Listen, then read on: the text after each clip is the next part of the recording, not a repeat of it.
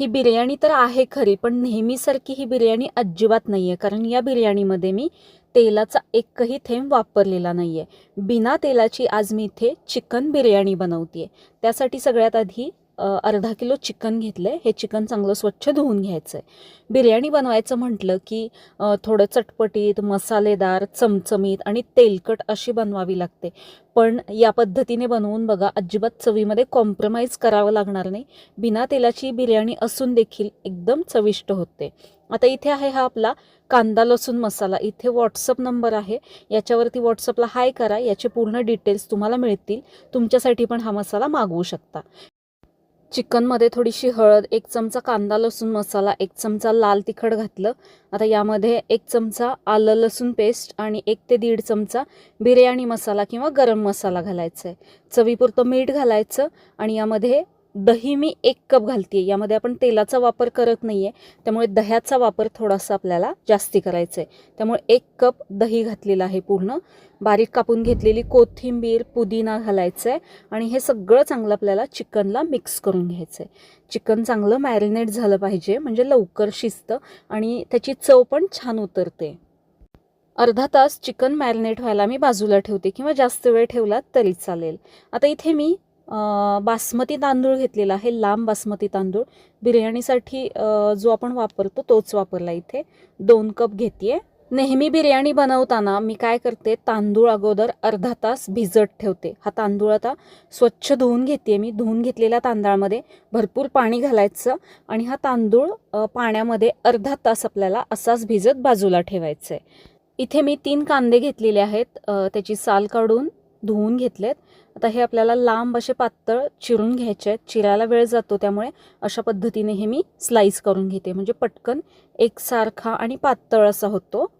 बिर्याणीला आपण कांदा तळण्यासाठी जेव्हा बनवतो ना, असा बनवून घ्या, एकसारखा असा होतो. पण आपण इथे तेल वापरत नाही आहे, त्यामुळे इथे मी नॉनस्टिक पॅन घेतला आहे. त्यामध्ये तळाला काहीच नाही आहे, तेल पाणी असं काहीच नाही आहे. डायरेक्ट मी हा कांदा घातला आणि यामध्ये घालताना हा कांदा मोकळा मोकळा करून घ्यायचा आणि गॅस सुरुवातीला मोठा ठेवला आहे.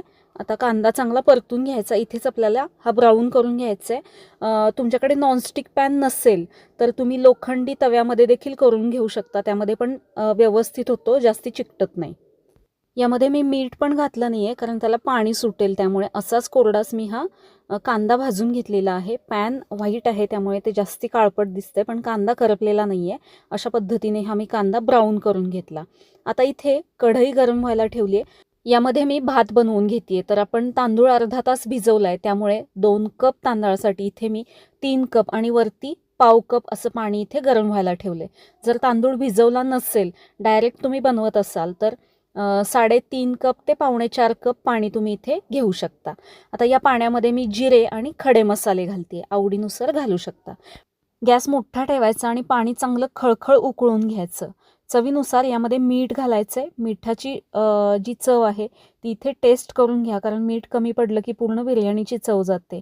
आता हा जो भिजवलेला तांदूळ आहे, तो पाणी त्यातलं मी काढून टाकलं आणि हा तांदूळ यामध्ये घातला. झाकण ठेवून हा भात मी शिजवून घेते. भात शिजतोय तोपर्यंत इथे मी बिर्याणीसाठी हे भांडं घेतलं आहे. यामध्ये मॅरिनेट केलेलं हे चिकन घालायचं आहे. सगळा मसाला यामध्ये घातला आणि जो कांदा आपण भाजून घेतलेला आहे, तो कांदा सगळा मी यामध्ये घालते आहे. नंतर भातावरती वगैरे घालत नाही आहे, डायरेक्ट यामध्येच घातला. 1 टोमॅटो घातला, सगळं मिक्स करून घेतलं. तळाला मी तूप किंवा तेल भांड्याला असं काहीच लावलं नव्हतं. एका बाजूला भात शिजायला ठेवते गॅस कमी करून आणि आता एका गॅसवरती हे चिकन शिजायला ठेवायचं आहे. भात पण मी बऱ्यापैकी 95% शिजवून घेणार आहे. अजिबात कच्चा वगैरे ठेवत नाही आहे, बऱ्यापैकी शिजवून घेते. आता हे गॅस मोठा करून चिकन थोडंसं मी परतून घेतलं आणि यावरती आता झाकण ठेवायचं आणि चिकन चांगलं आपल्याला शिजवून घ्यायचं आहे.